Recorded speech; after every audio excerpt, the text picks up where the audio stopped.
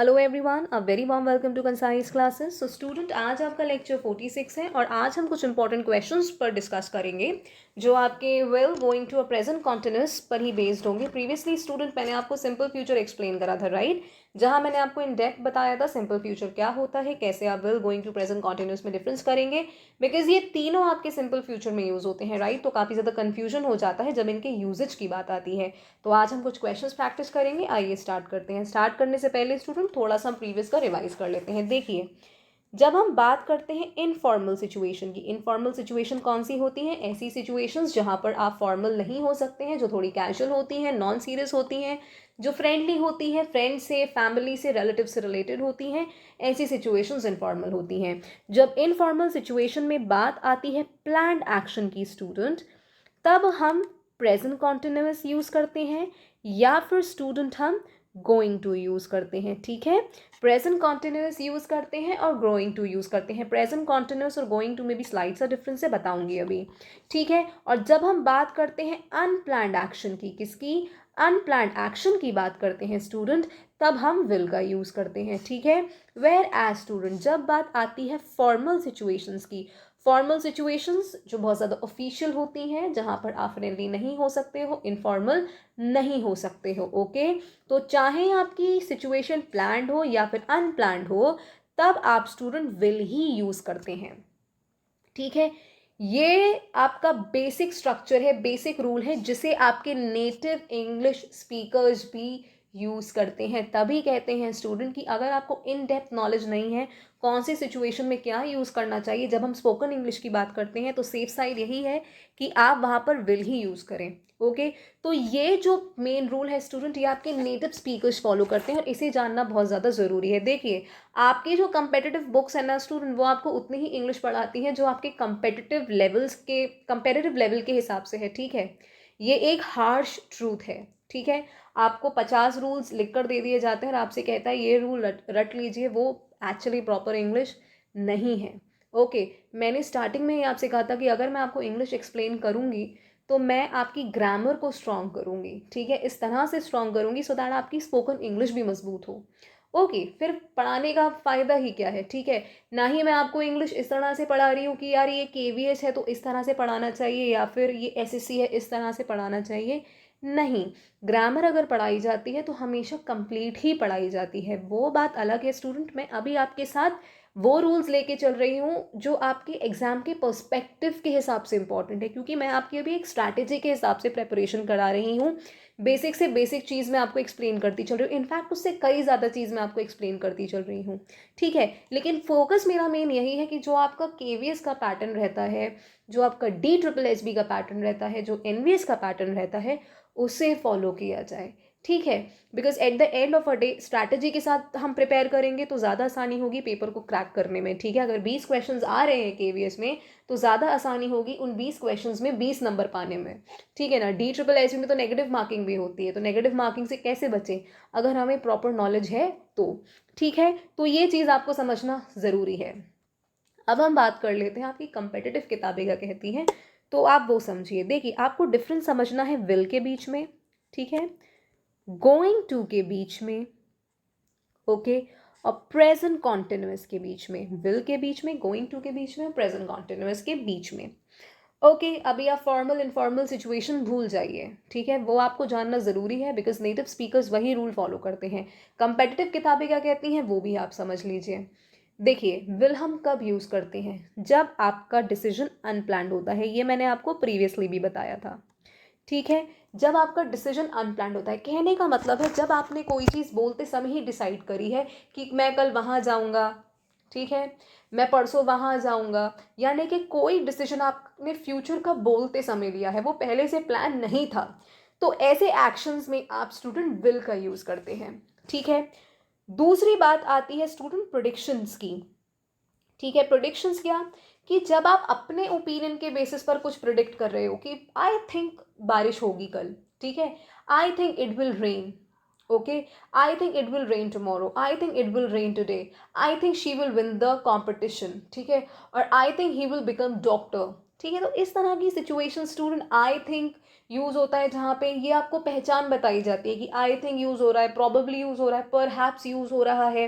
ठीक है, तो अगर ऐसे वर्ड्स यूज़ हो रहे हैं तो वहाँ पर आप विल यूज़ करो, लेकिन ये एक तरीका गलत है। कॉमन सेंस लगाओ ना। प्रिडिक्शन किस बेसिस पर हो रहा है? अगर कोई प्रिडिक्शन मेरे अपने ओपिनियन पर बेस्ड है तो मैं वहाँ पर विल यूज़ करूँगी या करूँगा। ठीक है, अगर मैं कह रहा हूँ आई एम श्योर तुम एग्ज़ाम में पास ज़रूर होगे, तो मैं श्योर हूँ ना एग्ज़ाम में तुम पास होगे, यानी कि मैं अपनी श्योरिटी के बेसिस पर कह रहा हूँ, यानी कि जो मेरी श्योरिटी कह रही है तो मैं प्रिडिक्ट कर रहा हूँ तुम पास होगे। तो यार जब मैं अपनी श्योरिटी के बेसिस पर कुछ प्रिडिक्ट कर रहा हूँ तो रटने की क्या ज़रूरत है कि अगर सेंटेंस में आई थिंक आ रहा है, प्रोबेबली आ रहा है, परहैप्स आ रहा है, ठीक है, तो मैं ऐसे सेंटेंसेस में विल ही यूज़ करूँगा? नहीं, नहीं। देखिए मैं आपको सारी चीज़ें बताती हुई चलती हूँ, कैसे रटना है और कैसे समझना है, ओके। लेकिन मैं आपको हमेशा ये कहती हूँ कि इंग्लिश को रटो मत, समझो। ठीक है, रटोगे, कंफ्यूज होगे, समझोगे तो कभी कोई कंफ्यूजन नहीं होगी, ओके। सो जो प्रोडिक्शंस होते हैं जो आपके अपने ओपिनियन पर बेस्ड हैं, वहाँ पर आप विल का यूज़ करते हैं। ठीक है, और कहाँ आप विल का यूज़ करते हैं? जब प्रोमिस की बात आती है, जब आप किसी से कुछ प्रॉमिस कर देते हो तब। ठीक है, वॉलंटरी एक्शन, जब आप अपनी स्वेच्छा से किसी के लिए कुछ करने का कहते हो तो वहाँ पर स्टूडेंट आप विल यूज़ करते हो। ठीक है, जो आपके फ्यूचर के एक्शंस होते हैं जिन्हें आप कंट्रोल नहीं कर सकते हो, वहाँ भी आप विल और शैल का यूज़ करते हैं। ठीक है, अभी मैंने आपको शैल का यूजेज नहीं बताया है, सिर्फ मैंने आपको ये बताया था कि आई और वी के साथ, क्योंकि मैंने आपसे कहा था जब हम मॉडल्स पढ़ेंगे तो मैं आपको विल और शैल के बारे में बताऊंगी। ठीक है, देखो किताबें तो ये भी कहती हैं स्टूडेंट कि फ्यूचर टेंस जैसा कोई टेंस एग्जिस्ट ही नहीं करता है। जी हाँ, इसलिए स्टूडेंट क्योंकि फ्यूचर में क्या हो सकता है वो हम डिसाइड नहीं कर सकते हैं। ठीक है, प्रेजेंट में क्या हो रहा है हम ये तो बता सकते हैं, पास्ट में क्या हो रहा है हम ये तो बता सकते हैं, लेकिन फ्यूचर में क्या होगा हम ये नहीं बता सकते। इसलिए कुछ किताबें ये कहती हैं कि फ्यूचर टेंस जैसा कुछ एग्जिस्ट नहीं करता है, लेकिन विल और शैल का यूज़ करके स्टूडेंट हम फ्यूचर टेंस बनाते हैं। विल और शैल भी क्या है स्टूडेंट, जिसकी मदद से हम कहते हैं फ्यूचर टेंस है, वो मॉडल्स ही तो हैं। ठीक है, वो मॉडल्स ही तो हैं आपके स्टूडेंट, और क्या है, राइट। विल और शैल की मदद से जो आप फ्यूचर टेंस बना रहे हैं वो आपके मॉडल्स ही तो हैं। ठीक है, आज के टाइम में क्या है स्टूडेंट, जो आपकी मॉडर्न इंग्लिश है, मॉडर्न इंग्लिश में बेसिकली क्या है कि शैल का यूज़ अनकॉमन हो चुका है। ठीक है, शैल का यूज़ अब कॉमन, वो सॉरी, शैल का यूज़ अब अनकॉमन हो चुका है, कॉमन नहीं अनकॉमन। अब शैल का यूज़ इतना नहीं किया जाता है। ठीक है, हम कहते हैं आई और वी के साथ हम शैल ही यूज़ करेंगे, लेकिन आई और वी के साथ भी हम काफ़ी सारी सिचुएशंस में विल यूज़ कर लेते हैं। ठीक है, क्योंकि हम शैल को इतना यूज़ नहीं करते हैं, लेकिन सिंस हम कंपेटिटिव एग्जाम की प्रेपरेशन कर रहे हैं इट इज़ इम्पॉर्टेंट। नेक्स्ट है स्टूडेंट हम गोइंग टू का यूज़ कब करते हैं? जब एक्शन आपका पहले से ही प्लान्ड है। ठीक है, जब इंटेंशन पहले से ही क्लियर है। ठीक है, जब कोई व्यक्ति कुछ करने का सोच रहा होता है, कोई एक्शन प्लान्ड है, कहने का मतलब है जब उसने बोलने से पहले ही डिसाइड कर रखा है कि वो क्या करने वाला है। ठीक है, जब बोलते हुए उसने डिसाइड करा है तब तो विल, जब बोलने से पहले ही डिसाइड कर लिया है तब स्टूडेंट वो प्लान्ड है, तो वहाँ पर आप क्या यूज़ करेंगे? Going to. दूसरा स्टूडेंट आप कब यूज़ करेंगे? जब हम बात करते हैं प्रिडिक्शंस की। ठीक है, प्रिडिक्शंस कैसे? प्रेजेंट एविडेंस के बेसिस पर। विल में जब आप कोई चीज़ प्रिडिक्ट कर रहे थे वो अपने ओपिनियन के बेसिस पर कर रहे थे, लेकिन गोइंग टू में जो प्रिडिक्शन होता है ना स्टूडेंट, वो होता है प्रेजेंट एविडेंस के बीच बेसिस पर। ठीक है, सपोज करो आप कह रहे हो इट विल रेन।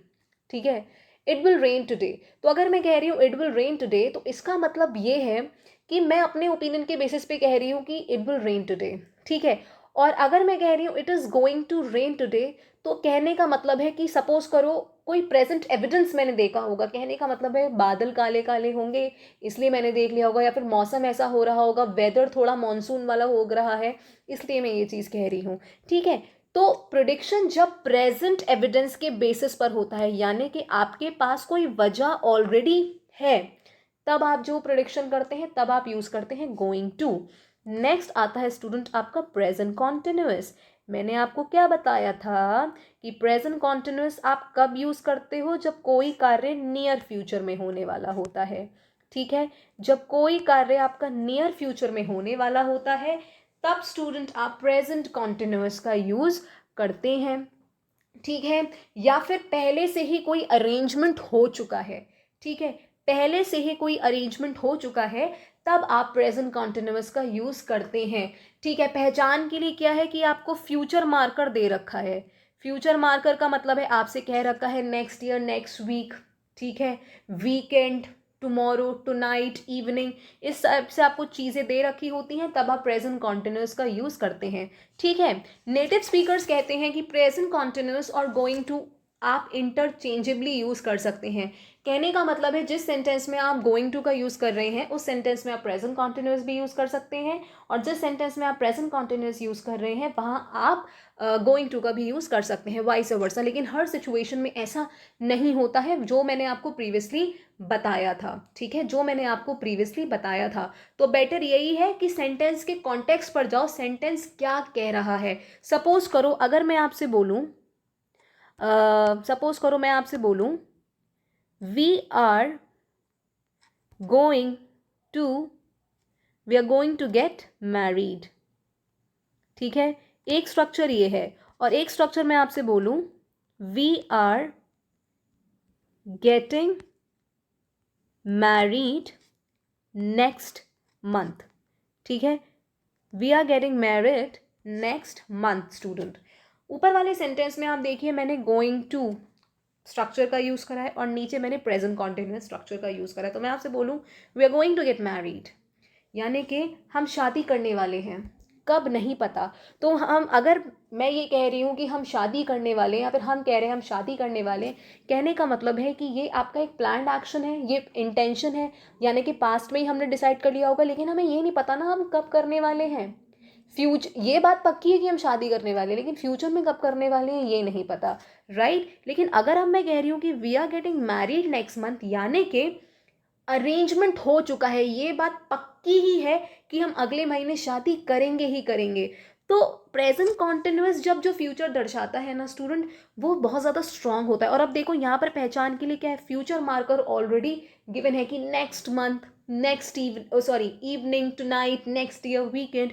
ठीक है, सो इंटरचेंजेबली भी आप यूज़ कर सकते हैं, लेकिन एक स्लाइड सा डिफरेंस चलता है। तो हमेशा कैसे आप समझोगे, अगर इंटेंशन है, ठीक है, एक्शन प्लान्ड है, इंटेंशन है, लेकिन ये नहीं पता कब, यानी कि आपको फ्यूचर इवेंट कब होने वाला है ये नहीं बताया गया है। ये तो बताया गया है कि फ्यूचर इवेंट होगा, कब ये नहीं पता। जैसे यहाँ पर आपको पता था कि नेक्स्ट मंथ, यानी कि आपको फ्यूचर का टाइम स्पेसिफाई कर दिया गया है, तो वहाँ पर आपने यूज़ करा क्या, प्रेजेंट कॉन्टिन्यूअस। और जहाँ पे आपको ये बोला गया कि फ्यूचर में ऐसा होगा, यानी कि प्लान हुए, ठीक है, हमने प्लान कर लिया कि हम शादी करने वाले हैं, कब ये नहीं पता, तो ऐसे सेंटेंस में आप गोइंग टू का यूज़ करेंगे। ठीक है, ऐसे सेंटेंस में आप गोइंग टू का यूज़ करेंगे। यहाँ पर आप ये नहीं कह सकते हैं वी विल गेट मैरिड। ठीक है, आप ये नहीं कह सकते हैं वी विल गेट मैरिड, हम शादी करेंगे। ओके, आई होप स्टूडेंट आपको क्लैरिटी मिली होगी। चलिए अब हम कुछ क्वेश्चंस की प्रैक्टिस करते हैं, जिससे आपको और ज़्यादा क्लैरिटी मिलेगी। Tony dash a friend tomorrow. Tony dash a friend tomorrow, और आपको कौन सी वर्ब का यूज़ करना है स्टूडेंट, आपको मीट वर्ब का यूज़ करना है। तो क्या आएगा, विल मीट आएगा, आर मीटिंग आएगा, या फिर स्टूडेंट सॉरी इज मीटिंग आएगा, या फिर इज गोइंग टू मीट आएगा। इज मैंने क्यों बोला, क्योंकि यहाँ पर आपकी एक सिंगुलर नाउन है, टोनी एक प्रॉपर नाउन है। ठीक है, प्रॉपर नाउन के साथ हमेशा आपकी सिंगुलर वर्ब जाती है। ओके, तो सोचो क्या जाएगा, आपका विल मीट जाएगा, ठीक है, इज मीटिंग जाएगा, या फिर इज गोइंग टू मीट जाएगा। ठीक है, सबसे पहले हम विल मीट देख लेते हैं। अगर मैं बोलूं Tony will meet a friend tomorrow, अगर मैं बोलूं Tony will meet a friend tomorrow, तो यहाँ पर स्टूडेंट एक टाइम मार्कर गिवन है। ठीक है, एक टाइम मार्कर गिवन है, एक फ्यूचर मार्कर आपको गिवन है कि टोनी कल अपने दोस्त से मिलने वाला है। ठीक है, टोनी कल अपने दोस्त से मिलने वाला है। जब आपको टुमारो यानी कि कोई चीज़ नियर फ्यूचर में होने वाली है, तो मैंने क्या बोला, जब भी नियर फ्यूचर में होगा तब हम प्रेजेंट कॉन्टिन्यूअस का यूज़ करेंगे। तो हम क्या यूज़ करेंगे, is meeting. Is going to का यूज़ नहीं करेंगे, क्योंकि फ्यूचर मार्कर आपको ऑलरेडी गिवन है। ठीक है, नेक्स्ट देखिए, I think it dash soon. I think, अपने ओपिनियन के बेसिस पर मैं प्रिडिक्ट कर रहा हूं कि I think it will snow soon. ठीक है, अपने फ्यूचर के अपने ओपिनियन के बेसिस पर मैं प्रिडिक्ट कर रही हूं कि I think it will snow soon. ठीक है, आई होप आपको क्लैरिटी मिल रही है। नेक्स्ट देखिए, perhaps I dash New York one day. Again मैं प्रिडिक्ट कर रही हूं कि परहैप्स मैं एक दिन न्यूयॉर्क ज़रूर जाऊंगा या ज़रूर जाऊंगी। So perhaps I will visit New York one day. I will visit New York one day. Next देखिए, what time dash tomorrow. Time marker given है, कल की बात, तो क्या बोलेंगे आप? What time are you leaving. क्योंकि टाइम मार्कर गिवन है तो यहाँ पे प्रेजेंट कॉन्टिन्यूस का यूज होगा ना। आप ये थोड़ी बोलेंगे what time are you going to leave. No, आप ये थोड़ी बोलेंगे, क्योंकि एक्शन प्लान्ड भी है। दूसरी बात, आपको फ्यूचर का टाइम भी गिवन है कि कल तुम कब लीव करने वाले हो। ठीक है, what time are you leaving tomorrow, that is why यहाँ पर प्रेजेंट कॉन्टिन्यूस आएगा। नेक्स्ट देखिए, who dash the next world cup. अगला वर्ल्ड कप कौन जीतेगा। ठीक है, who will win the next world cup, तो यहाँ पर आप क्या यूज करेंगे स्टूडेंट? यहाँ पर आप विल यूज करेंगे। ठीक है, क्योंकि यहाँ पर आप किसी से पूछ रहे हैं, ठीक है, कि अगला वर्ल्ड कप कौन जीतने वाला है। So who will win the world cup. Okay, next देखिए, नेक्स्ट है student, I am sure you dash the exam next week. और नॉट फेल का यूज करना है, यानी कि मैं श्योर हूँ तुम नेक्स्ट वीक एग्जाम में फेल नहीं होगे। तो भैया श्योर तो मैं हूं ना, मेरा प्रेडिक्शन है ना। तो क्या आएगा? I am sure you will not fail the exam next week. क्योंकि प्रेडिक्शन मेरे बेसिस पर है, मेरे ओपिनियन पर है, दैट इज वाई मैं विल यूज कर रही हूं। I dash my parents at the weekend. Weekend में मैं अपने पेरेंट्स से मिलने जा रहा हूँ, वीकेंड पे जा रहा हूँ। ठीक है, तो वीकेंड पे जा रहा हूँ। I am visiting my parents at the weekend. Decided है कि I am visiting my parents at the weekend. किसी ने आपसे पूछा वीकेंड पे क्या कर रहे हो, वीकेंड पे क्या कर रहे हो, तो आप बोलेंगे I am visiting my parents at the weekend. ठीक है, यानी कि मैं पहले से ही डिसाइड कर चुका हूँ, मेरा जो प्लान है वो पहले से ही बन चुका है, मैंने अपना सामान वामान सब पैक करके रख रखा है कि I am visiting my parents at the weekend, कि मैं वीकेंड पे अपने पेरेंट्स से मिल रहा हूँ। ठीक है, नेक्स्ट देखिए, don't touch that dog it dash you. और आपको बाइट का यूज करना है कि उस डॉग को मत छुओ, वो तुम्हें काट लेगा। उस डॉग को मत छुओ, वो तुम्हें काट लेगा। तो क्या आएगा student? It will bite you. जो व्यक्ति कह रहा है वो अपने ओपिनियन के बेस पे कह रहा है कि भैया मत छुओ उस डॉग को, वो तुम्हें काट लेगा। ठीक है ना। नेक्स्ट देखो, they dash for a meal tonight. Tonight near future. ठीक है, नियर फ्यूचर, तो क्या बोलेंगे आप? They are coming for a meal tonight. They are coming for a meal tonight. Okay, next देखिए, look at those clouds it dash. बादलों को देखो, इट डैश। अब प्रेजेंट एविडेंस है, कॉन्टेक्स्ट पर जाओ, सेंटेंस के कॉन्टेक्स्ट पर, कि वो बादलों की तरफ दिखा के बोल रहा है। तो अब आप यहाँ पे इट विल रेन नहीं बोलोगे, look at those clouds it is going to rain. Look at those clouds it is going to rain. Next sentence देखिए स्टूडेंट, यहाँ पर आपको इंपॉर्टेंट वो करेक्ट ऑप्शन चूज करना है। We dash the bedroom walls light blue, that will be nice. ठीक है, we dash the bedroom walls light blue, that will be nice. अगर मैं यहाँ पे विल पेंट का यूज कर लूँ कि we will paint the bedroom walls light blue, तो इसका मतलब ये हो जाएगा कि किसी ने मुझसे पूछा कि तुम दीवार कैसी पेंट करोगे, तो मैंने कहूँगा कि मैं दीवार नीली पेंट करूँगा। ठीक है, लेकिन आगे है दैट विल बी नाइस। तो दैट विल बी नाइस का मतलब है कि मैंने सोच लिया है कि मैं उसे ब्लू ही पेंट करूँगा, यानी कि मैं पहले से ही डिसाइड कर चुका हूँ, ये इंटेंशन है, तभी तो मैं कह रहा हूँ कि वो ज़्यादा अच्छा लगेगा। कोई चीज़ आपको कब अच्छी लगेगी, अगर आप स्पॉन्टेनियसली डिसीजन लेते, स्पॉन्टेनियस मतलब उसी समय लेते, तब आप ये थोड़ी कहते कि दैट विल बी नाइस, कि मैं ब्लू पेंट करूँगा वो अच्छा लगेगा। आप ये थोड़ी कहोगे कि मैं ब्लू पेंट करूँगा वो अच्छा लगेगा। आप अगर ये कह रहे हो वो अच्छा लगेगा, यानी कि आप पहले ही अपने दिमाग में सोच चुके हो, पहले ही वो इंटेंशन आपके अंदर है, ठीक है। तो जब कोई पर्सनल इंटेंशन की बात होती है तो मैंने क्या बताया, तब आप आर गोइंग टू का यूज़ करते हो। सो कौन सा ऑप्शन आएगा student, we are going to paint the bedroom walls light blue, that will be nice, ठीक है। नेक्स्ट देखिए, when dash your bedroom it is a terrible mess, तुम अपना बेडरूम कब साफ करोगे, देखो कितना गंदा हो रहा है, इट्स अ टेरिबल मेस, ठीक है, इट्स अ टेरिबल मेस। तो यहाँ पर स्टूडेंट आप क्या कर रहे हो, आप यहाँ पर किसी के इंटेंशन के बारे में पूछ रहे हो, ठीक है। जब आप किसी से किसी के इंटेंशन के बारे में भी पूछते हो ना, ठीक है, कि तुम ये कब करोगे, तब भी स्टूडेंट हम गोइंग टू स्ट्रक्चर का यूज़ करते हैं।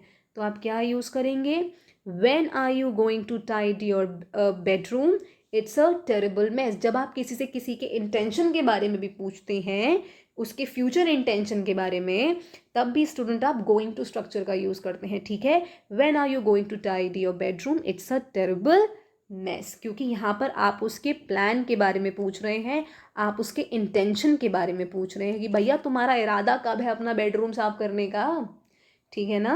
When are you going to Tide your bedroom it's a terrible mess, okay. Next देखिए, I heard on news that they dash a new shopping centre in the town centre next year, मैंने news पर सुना था कि ये लोग नया shopping centre town में बना रहे हैं नेक्स्ट ईयर, ठीक है। आई हर्ड ऑन द न्यूज़, देखो यहाँ पर स्टूडेंट आपके दोनों ऑप्शन आ सकते हैं, कैसे, अगर मैं बोलूँ I heard on the news they are building, ठीक है, अगर मैं बोलूँ they are building a new shopping centre in the town centre next year, तो कहने का मतलब है कि फ्यूचर अरेंजमेंट्स हो चुके हैं, ठीक है, सारे फ्यूचर अरेंजमेंट्स हो चुके हैं, और नेक्स्ट ईयर स्टूडेंट वो क्या नाम है, नया शॉपिंग सेंटर अपना बनाएंगे, ठीक है, नेक्स्ट ईयर, क्योंकि यहाँ पर फ्यूचर मार्कर गिवन है, ठीक है। आप ऐसा भी कह सकते हो आर गोइंग टू बिल्ड, आप ये भी कह सकते हो आर गोइंग टू बिल्ड, क्योंकि मैंने न्यूज़ पर सुना कि they are going to build a new shopping centre in the town next year, कि नेक्स्ट ईयर वो एक टाउन सेंटर बनाने जा रहे हैं, मैंने न्यूज़ पर सुना। तो हो सकता है उनका जो अभी अरेंजमेंट है वो ना हुआ हो, ठीक है, उनका सिर्फ इंटेंशन हो अगले साल बनाने का, ठीक है, उनका एक इंटेंशन हो अगले साल शॉपिंग सेंटर बनाने का। मैंने न्यूज़ पर सुना कि अगले साल वो शॉपिंग सेंटर बनाने जा रहे हैं, मैंने न्यूज़ पर सुना अगले साल वो शॉपिंग सेंटर बना रहे हैं, ठीक है, मैंने न्यूज़ पर सुना अगले साल वो शॉपिंग सेंटर बना रहे हैं, कहने का मतलब है कंफर्म्ड है भाई कि वो बना रहे हैं, ठीक है। और अगर मैं बोलूँ कि मैंने न्यूज़ पर सुना अगले साल वो शॉपिंग सेंटर बनाने जा रहे हैं, they are going to build a new shopping centre, बनाने जा रहे हैं यानी कि फ्यूचर अरेंजमेंट हुए नहीं हैं, उनका प्लान है कि वो अगले साल शॉपिंग सेंटर बनाएंगे। तो आप यहाँ पे दोनों स्ट्रक्चर का यूज स्टूडेंट कर सकते हैं, सेंटेंस के कॉन्टेक्स्ट पर डिपेंड करता है, ठीक है। नेक्स्ट देखिए, it's hot in here isn't it, ठीक है, ये स्टूडेंट आपका एक क्वेश्चन टैग है, ठीक है, मैं आपको क्वेश्चन टैग भी पढ़ाऊंगी कि क्वेश्चन टैग आप कैसे यूज करते हैं, okay. It's hot in here isn't it, yes I dash the air conditioning, यहाँ पर बहुत गर्मी हो रही है, इजंट इट, तो दूसरे ने क्या रिप्लाई दिया, yes I dash the air conditioning, तो आप यहाँ पे क्या यूज करेंगे, आई will switch on the air conditioning, यानी कि उसने स्पॉन्टेनियस डिसीजन लिया, किसी ने उससे कहा यहाँ पर बहुत गर्मी हो रही है, क्या तुम्हें नहीं लग रही, यस लग तो रही है, मैं अभी एयर कंडीशनर खोल देता हूँ, मैं अभी एयर कंडीशन खोल देता हूँ, ठीक है। तो उसने ये रिस्पॉन्स में आंसर दिया, उसी समय आंसर दिया कि चलो मैं एयर कंडीशन खोल देता हूँ, तो उसका पहले से डिसीजन नहीं था कि वो एयर कंडीशन खोलेगा, उसने उसी समय डिसाइड करा कि अब वो एयर कंडीशन खोलेगा, ठीक है, तो that is why I will switch on, okay. Next देखिए, are you free tomorrow afternoon, let me check in my diary, I dash a client at 3, I am free after that, किसी ने पूछा क्या तुम कल दोपहर में फ्री हो, let me check in my diary, मुझे अपनी डायरी में चेक करने दो, मेरा 3 बजे, ठीक है, एक अपॉइंटमेंट है क्लाइंट के साथ, ठीक है, आई एम फ्री आफ्टर दैट, उसके बाद मैं फ्री हूँ। तो 3 बजे अपॉइंटमेंट है, एक फ्यूचर मार्कर गिवन है, यानी कि अरेंजमेंट हो चुका है तभी तो मैं 3 बजे मिलूंगा। यहाँ पर प्लान कंफर्म है, ठीक है, प्लान कंफर्म है, साथ में अरेंजमेंट भी हो चुका है। तो यहाँ पर स्टूडेंट आप क्या यूज़ करेंगे, I am seeing a client at 3। यहाँ पर आप प्रेजेंट कॉन्टिन्यूस का यूज़ करेंगे, ठीक है, क्योंकि नियर फ्यूचर की बात हो रही है कि कल मैं क्लाइंट से मिल रहा हूँ 3 बजे, उसके बाद मैं फ्री हूँ, ठीक है। नेक्स्ट देखो, we dash a party on Friday night, would you like to come. Friday night को हम एक पार्टी कर रहे हैं, क्या तुम आना चाहोगे। कंफर्म्ड है, ठीक है, फ्राइडे नाइट, ठीक है, प्लान कंफर्म्ड है। जब कह दिया कि फ्राइडे की नाइट में मैं पार्टी कर रहा हूँ, तो कहने का मतलब है अरेंजमेंट हो चुके हैं। तो क्या आएगा, we are having a party on Friday night, would you like to come, ठीक है ना। नेक्स्ट सेंटेंस देखिए स्टूडेंट, नेक्स्ट सेंटेंस है, did you tell Paul about the party, no I forgot, I dash him later. क्या तुमने Paul को party के बारे में बताया था, अरे मैं भूल गया, no I forgot, I will tell him later. क्या आएगा स्टूडेंट यहाँ पे, I will call him later, ठीक है। ये आई विल की शॉर्ट फॉर्म है स्टूडेंट, आई विल, ठीक है, आई विल की शॉर्ट फॉर्म है आइल, ठीक है, I will call him later, okay. तो हमने क्या यूज़ करा यहाँ पे, I will call him later या फिर I will call him letter. अब मैंने विल कॉल का यूज़ या फिर आई विल कॉल का यूज़ क्यों करा, क्योंकि स्पॉन्टेनियस डिसीजन था, ठीक है, प्लान नहीं था। मुझसे किसी ने पूछा क्या तुमने पॉल को बता दिया था पार्टी के बारे में, नहीं मैं भूल गया, मैं उसे बाद में कॉल कर दूंगा, ठीक है। तो ये चीज़ पहले से डिसाइडेड नहीं थी, क्योंकि आपको पता नहीं था पहले से कि जो सामने वाला है वो आपसे पूछने वाला है कि आप पॉल को पार्टी के बारे में आपने बताया है या नहीं, ठीक है। तो आपने ऑन द स्पॉट उसे आंसर कराया, नहीं मैं भूल गया था, मैं उसे बाद में बता दूंगा, no I will call him later, ठीक है। नेक्स्ट देखिए, ding dong, someone's at the door, ठीक है, बेल बजी, ding dong, someone's at the door, ठीक है। तो आप क्या बोलेंगे, आप बोलेंगे I will go, I am going to go, या फिर आई एम गोइंग। अब बेल बजी, तो पहले से पता थोड़ी था बेल बजने वाली है, तो प्लान तो नहीं है, अनप्लान्ड है ना। तो जब स्पॉन्टेनियसली आप कुछ कहते हो तो आप क्या बोलेंगे, आई विल गो, ठीक है। तो क्या आएगा, I will go. Next sentence देखिए, any plans for the weekend, yes I dash some furniture for my new flat. Weekend का कोई प्लान है, yes I am going to buy some furniture for my new flat. जब आप किसी के plan के बारे में भी पूछते हैं, जब आप किसी से उसके इंटेंशन के बारे में भी पूछते हैं, जैसा कि मैंने आपको बताया, तब भी आप गोइंग टू स्ट्रक्चर का यूज़ करते हैं। नेक्स्ट देखिए, we are out of eggs, okay I dash some when I go to the shop. Eggs ख़त्म हो गए हैं, ओके मैं खरीद लाऊंगा कुछ एग्स जब मैं शॉप पर जाऊंगा। अब ये आपका एक स्पॉन्टेनियस डिसीजन था, ठीक है, आपने पहले से डिसाइड नहीं करा था कि मैं एग्स खरीद कर लाऊंगा, आपसे किसी ने कहा कि एग्स खत्म हो गए तभी आपने कहा है, okay I will get some when I go to the shops. Next देखिए, dash anything on Saturday evening, we thought we might go to the cinema. तो आप किसी से पूछ रहे हैं सैटरडे इवनिंग में कुछ कर रहे हो, we thought we might go to the cinema, मैंने सोचा था कि हम सिनेमा जाएंगे, ठीक है। तो आप क्या बोलेंगे, are you doing anything on Saturday evening, क्योंकि आप यहाँ पे एक स्पेसिफिक टाइम दे के पूछ रहे हो, क्या तुम सैटरडे इवनिंग पर कुछ कर रहे हो, क्या तुम सैटरडे इवनिंग पर कुछ कर रहे हो, ठीक है। नेक्स्ट देखिए, the news is on in 5 minutes, dash watch it. News 5 minute में ऑन हो रही है, are you going to watch it. आप उसके इंटेंशन के बारे में पूछ रहे हो कि क्या तुम न्यूज़ देखोगे, so are you going to watch it, ठीक है। सो आई होप स्टूडेंट्स आपको क्लैरिटी मिली होगी, यही कुछ क्वेश्चंस थे। अगर अभी आपको कोई डाउट हो तो आप आराम से कमेंट बॉक्स में लिख सकते हैं, I will surely explain to you back.